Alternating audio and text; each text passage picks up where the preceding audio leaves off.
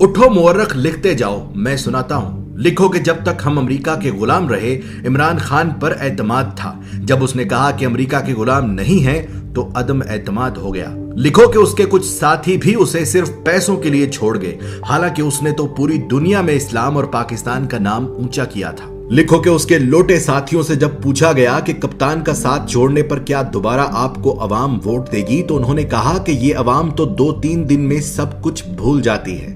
लिखो कि तारीख में पहली मर्तबा अदम एतमाद आया, और वो भी उस वजीर आजम पर जिस पर कोई करप्शन का इल्जाम तक नहीं था। लिखो कि जावेद लतीफ नामी नून लीगी रहनुमा ने सरेआम टीवी चैनल पर कहा कि हाँ, हमने पैसे देकर एमएनएज खरीदे हैं, और ये सुनकर भी इलेक्शन कमीशन नामी मुकद्दस गाय सोई रही। लिखो कि जहां एक निकाह मंसूख करने के लिए भी जज वजह पूछता है, वहां 22 करोड़ आबादी के मुल्क के वजीर आजम को हटाने की वजह न किसी जज ने पूछी, न किसी इलेक्शन कमीशन ने। लिखो कि जहां रिश्वत गुनाह कबीरा में आती है, वहां पैसे और ओहदों के लिए एमएनएज ने डायरेक्ट बोलियां लगवाई। लिखो कि जब इमरान खान ने पाकिस्तान को आजाद करना चाहा, तो उसे झुकाने के लिए सारे सियासतदान मिल गए। लिखो कि इलेक्शन कमीशन ने हमेशा इमरान खान की हुकूमत के खिलाफ फैसले किए, लेकिन वो फिर भी मुकद्दस ही रही। उसने अमीन अली गंडापुर के भाई को सिर्फ अपने हलके में जाने पर नाअहल कर दिया, लेकिन एमएनएज को खरीदने पर बिल्कुल सोई रही। लिखो कि ईमान की इस खरीदो फरोख्त ने फिर से उस अमरीकी को सही साबित कर दिया जिसने कहा था कि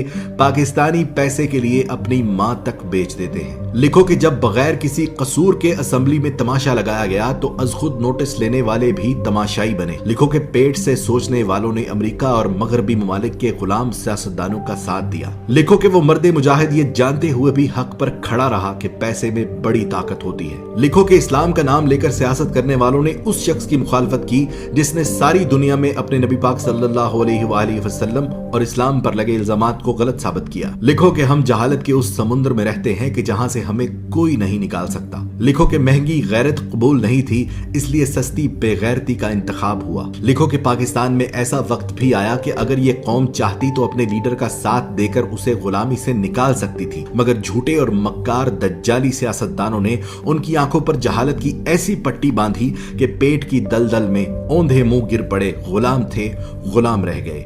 गुलामों के लिए अच्छी खबर यह है कि अल्लाह ने इस कौम पर तरस खाकर एक बहादुर लीडर दिया जो उनकी गुलामी की जंजीरें तोड़ना चाहता है। पर इस कौम ने कहा कि मैं अमेरिका और मगरिब का गुलाम था और रहूंगा।